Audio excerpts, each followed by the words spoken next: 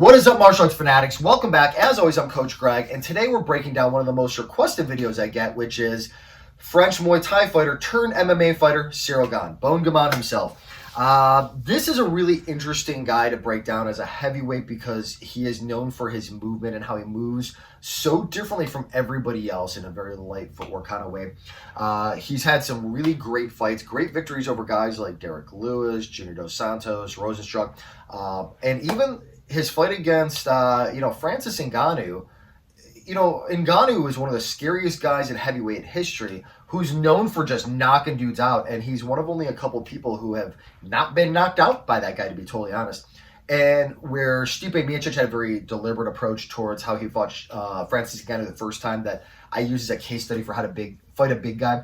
Ciryl Gane is a really good example of how to fight bigger guys a lot of times. And so some of the things like we talk about, like the Derek Lewis fight where he broke down his leg for a couple rounds before he started pushing the offense on him, or the Francis Ngannou fight where he just picked him apart from the outside. And Ngannou, had he not changed tactics and really decided to push for that, not even really a takedown, just a tackle where he just picked him up, had Ngannou not changed tactics, he would not have lost that fight. He was clearly winning a striking battle against one of the scariest strikers in heavyweight history.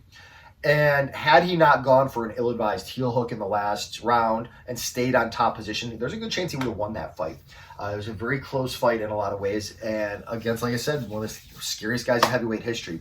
Unfortunately, it did expose some wrestling issues he has, and John Jones was able to exploit that. But when you talk about just striking with Ciryl Gane, he is an amazing case study to look at for the systems that he employs, particularly as they relate to fighting somebody who is a big, scary guy who has the ability to knock you out in one punch. So he's really great in that regard. Now, before I get started, I do want to remind you guys, the Nemean fight system is available now on paperback on Amazon. I highly encourage you to check it out. A lot of really great stuff in there. Not even just the stuff I covered in previous videos, but a lot of stuff I go into a lot of depth. So if you want to improve your fighting game, I highly recommend you check it out. That being said, stay tuned and let's start breaking down Ciryl Gane. Okay, let's talk about Ciryl Gane's striking today. We're not going to go a lot into any of the other stuff because I don't think that's his strong suit. I really want to focus on what he specializes in, and that's his striking. One of the reasons he's so successful is his movement gives him a huge advantage. Being light on your feet in a division of people who tend to plant a lot is an advantage. The reason that the heavyweights tend to plant a lot is, one, they can kind of get away with being a little bit less technical in that division. They tend to be, I'm going to throw big bombs. Even if they're advancing well, when they get close enough to strike, they tend to plant. Derek Lewis is notorious for this. He sits down on this stuff. It made it very easy for Ciryl Gane to pick him apart with the leg kicks and stuff by standing to the outside. So Derek Lewis just never had access to him until Derek Lewis was tired enough and injured enough that Ciryl Gane could press the action. So the mobility is a huge advantage in a division of guys who they're anticipating what I call the rock'em sock'em. Tai Tuivasa is like a good example of this, where he'll sit down on it and he's just going to start swinging for the fences and hope to catch you before you catch me. And there's some tactics you can use in the rock'em sock'em that I've talked about before, but one of them is to stay with a wide base planted, because if you do get clipped, you don't want to get knocked down, right? So a lot of the heavyweights tend to engage in this when they get close enough to strike, where they tend to plant down to strike. Ciryl Gane, on the other hand, that is not his style. He's not going to try to get into a rock'em sock'em. He doesn't want to be in the pocket because he knows all the guys in the heavyweight division have knockout power with one punch. Everybody knows that any one of those guys, if they hit you once, fight could be done. So he's going to stay to the outside. He's not going to engage in that kind of a fight, that type of danger. Instead, he's going to play a much more defensively sound game. And it's all based on footwork and mobility. One of the things that I think happens with a lot of heavyweights is they get a little bit intimidated by this style because it's so mobile. They're afraid they're going to get burned out with cardio. They feel like their legs are going to get burned out. But here's the thing. He's not doing like Taekwondo. But he's not Michael Venom Page or Wonder Boy out there. All he's doing is keeping his heels off the ground and adding in some stance switching. That's really all it is. Just keep it light. And this is like what comes from sparring guys of a lot of different weight classes. I think sometimes heavyweights tend to spar a lot of only big boys because they want that kind of a feel in their fight. When you spar a lot of lighter guys, this is the type of feel you get because they're going to be elusive. They're going to hit you. They don't want to engage in that. So they're going to hit you and get out. And so Ciryl Gane's developed a style for him that's very similar, where he can catch somebody and get out of range. And all it involves is just keeping your heels off the ground. So what I like to do for teaching my fighters is a couple different things. One is the only time you should ever be planting your heels, and your heels should have weight on them, is if somebody's trying to move you and you're trying to lock in this position, or if you're planting them to throw a shot, right? You don't lock in your heels. It's not an athletic pose in any other sport. Like you don't see safeties in football planting those heels. Like the weight's off, you're on the balls of your feet. So you need to develop that skill anyway. That's honestly, you should be doing that for any weight class. So what I do at the beginning of class a lot of times, we do just some movement drills.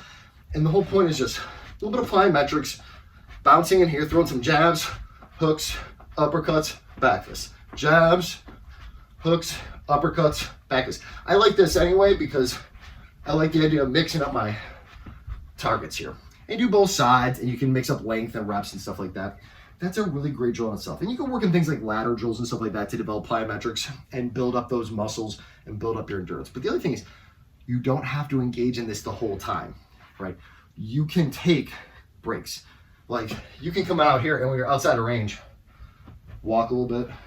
Then as you start getting closer, start getting light, right? Start having your heels not hit the ground, start changing directions and stuff like that. So that's the first thing I'm going to encourage is the development of that skill. And it's not hard to develop, okay? All right, so now let's talk about how he uses this footwork.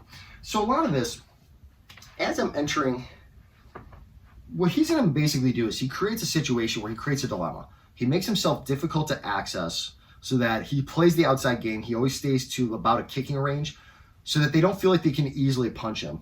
And in order to hit him, they have to take an extraneous movement. He has to then do the same thing, but he's more comfortable with that by doing things like lunging jabs, where he's going to cover that distance, where he's in here, and he's going to lunge forward to complete that jab.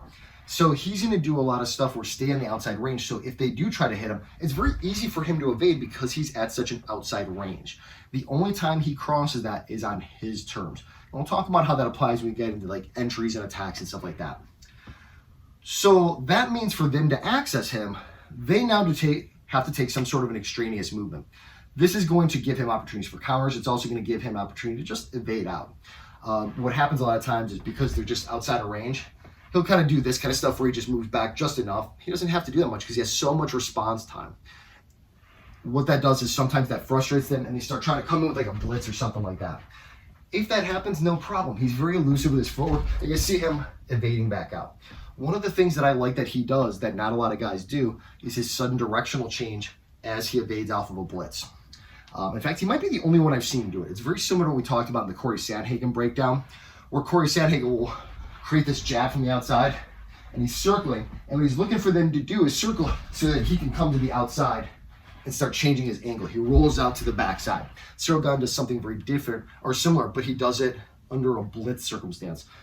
Most of the time when guys get blitzed at, they run back and they start running in circles so they can just reset back to the center of the cage. What he does that I like is as he evades back, and it's gonna be kind of hard to show, so I'm gonna slow it down. He starts coming back this way and guys start to chase him, and he's gonna roll out, throw an attack, and then disengage. What that means is his opponents, as they start curving around to face him, now they're dedicated to this direction, and he can suddenly come out the backside, get a shot where they can't access him because they have to punch across their body and then reset. It gives him an easy disengage. It also works really well because if guys try to cut off ring space, generally the philosophy is, I want to follow the wall, right, and cut off the space this way. So if they start blitzing and they try to cut off the wall, as they start trying to cut him off in this direction, he rolls out and he's hard to pin down. Now, one of the things you're going to see is if he does get stuck in a pocket, whether it's attacking or in this circumstance where they start pressing him, and you see this a lot in the Francis Ngannou fight, is as he starts backing up, if he can't get out, you're going to see him high shell and put his head to the sternum, keep it nice and tight to eliminate a lot of their power ability, and then rolling out. Now, in that fight, Francis Ngannou's coaches try to tell him, hit some uppercuts, but the problem is that, one, he's so tight to the body that an uppercut, it's hard to punch right here, right? You have to create some space to successfully do this, especially with his arms underneath, because he knows the risk of that. He can always come up here as needed, but he's going to crash in, and he's defending against that too.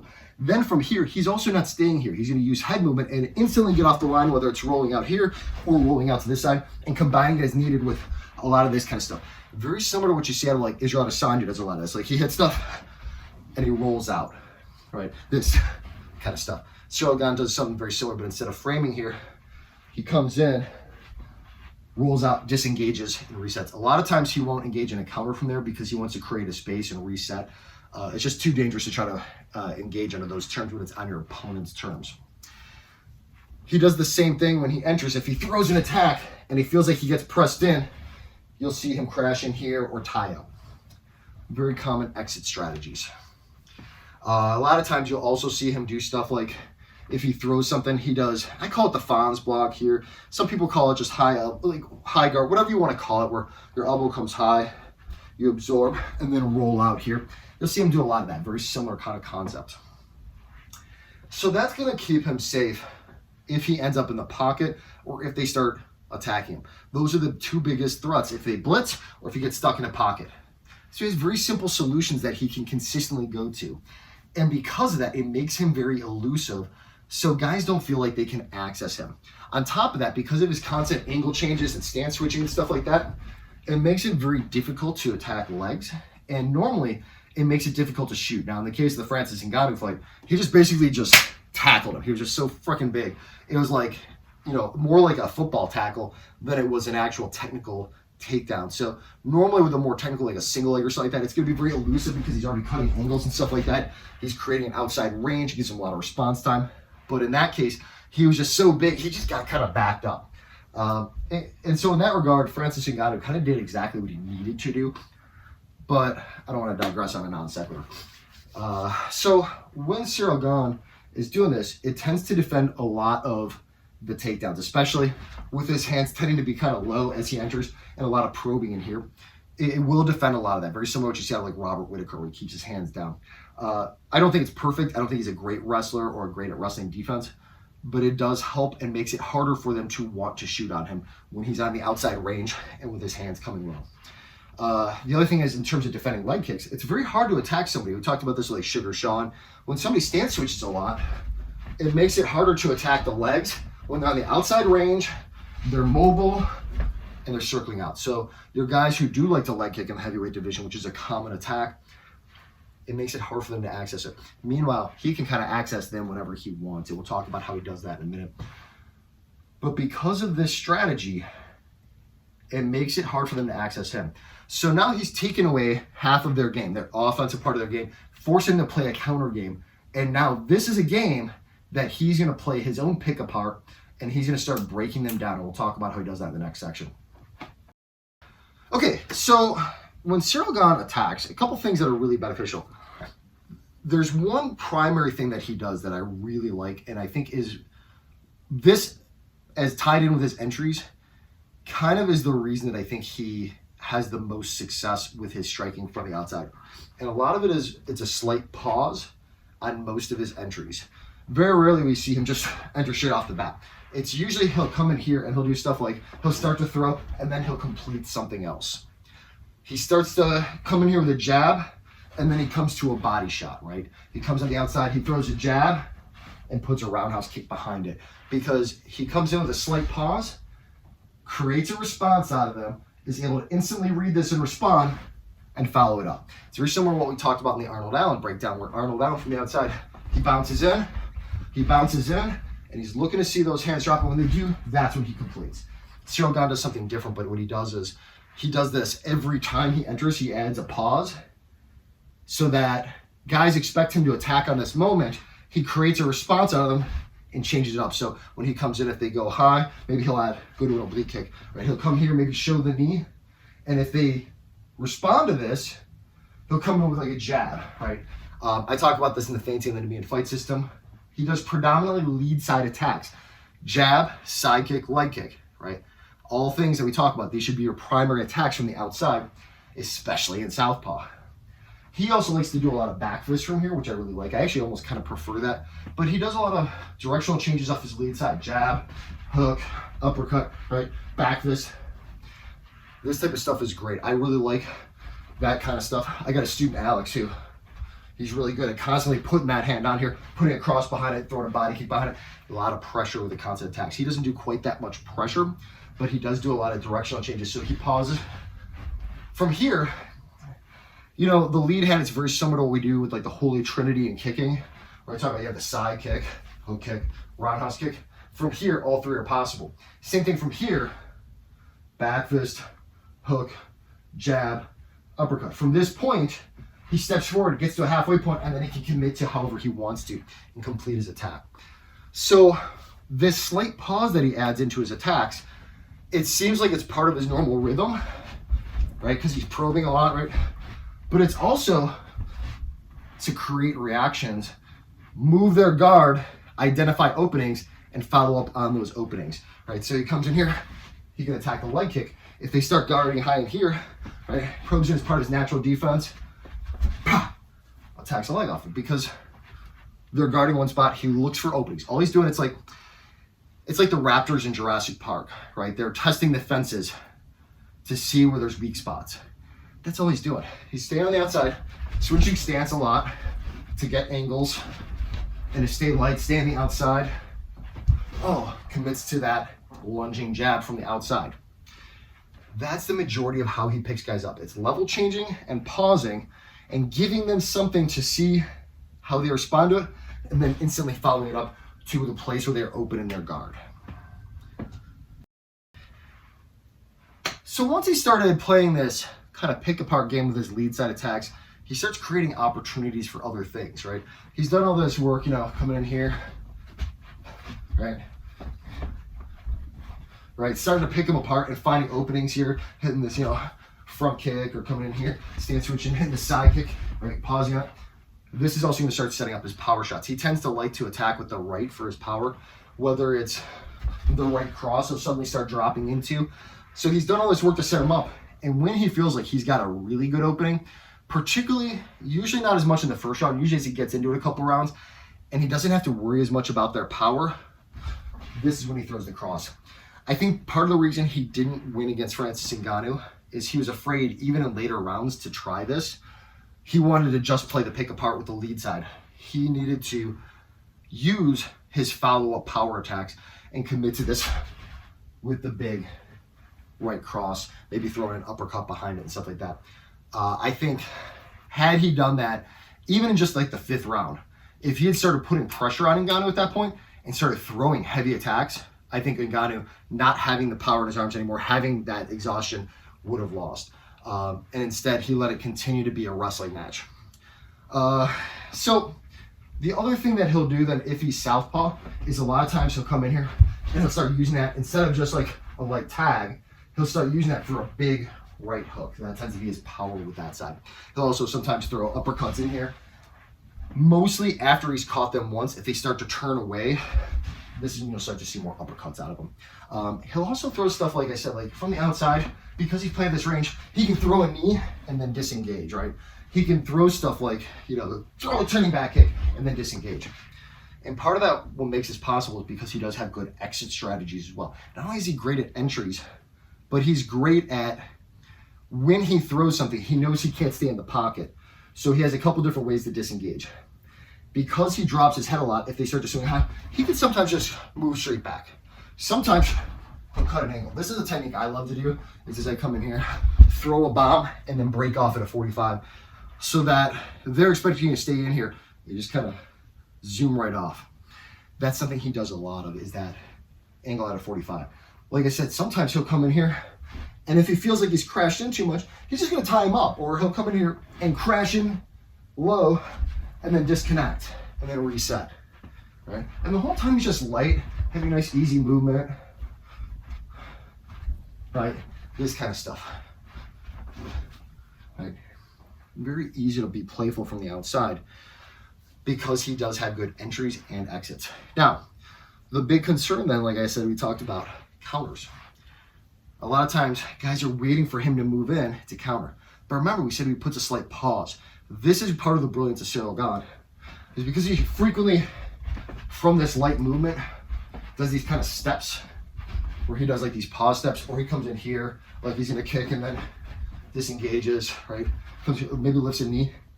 These pauses give him a response time, and what frequently happens, not only is he looking for openings, but as he starts to come forward, he's on the balls of his feet, so as they start to come forward, He moves back just out of range, and then he catches him. It's kind of like the first and third principle where I throw an attack, they throw back, I throw here. Very similar like Zhang Wei Li does, where she steps in, draws out, and then throws back.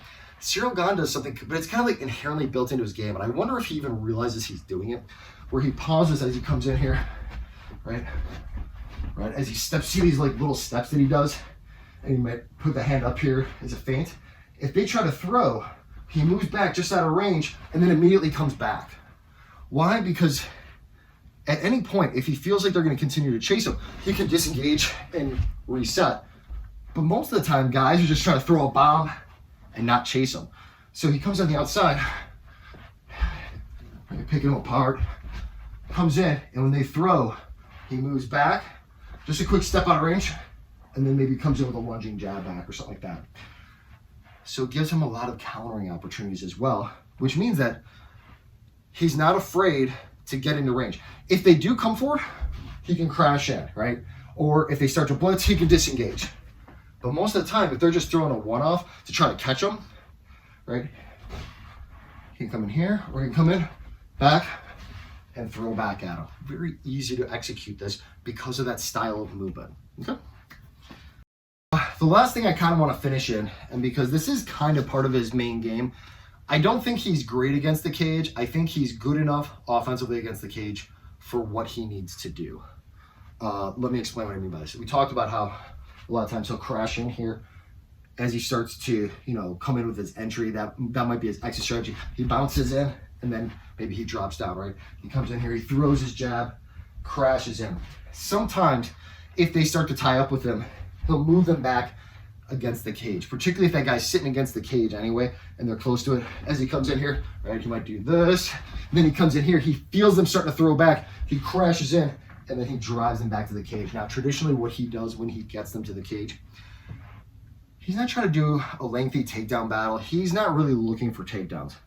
He's gonna stand it long enough, get one or two shots, and disconnect. Frequently what will happen is he'll get his right hand underhook, put his right shoulder against their head, and just kind of keep them pinned to it temporarily, throw a couple knees, and then throw an elbow or throw a spinning elbow and disconnect. He's not trying to keep the fight there. He's just trying to use this because as he entered in, this guy, he felt like there was too much coming at him, so it was easier to just push him back than to disengage. So instead of having a retreat, his exit strategy became continuing to push forward. The most obvious place that is to slow things down in that moment because he doesn't want these big scrambles where he's playing a rock'em sock'em. So as he drives in here, he pushes them back, ties them up, gets the underhook, puts his shoulder into him, and starts throwing stuff, knees, right, elbows, and then when he's ready to, he steps out, spinning elbow, disengage. That's the kind of stuff he likes to do. A lot of times, his left hand in this is just gonna try to be like vying for like left hand control so that he can stay on top and be free to strike. When he fought Gane did the right thing. He should hold that right hand so that it took away Ciryl Gane's ability to easily use this to strike, just like he had a deep overhook.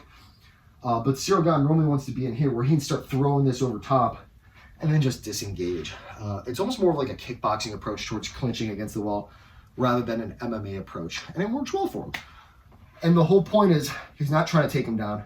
He wants to give them a moment where they're concerned, where they want to be out of this position, rather than in a scramble where they feel like they can catch them. And so that's the only reason I bring that up. But that's really it for Ciryl Gane's game. It's just being light, staying on the outside, adding some pauses, making yourself unavailable, and forcing them into a countering game that's not going to work for them because you have that pause to draw out and counter, or you can come in and commit to where they're open with level changes and directional changes. That's it.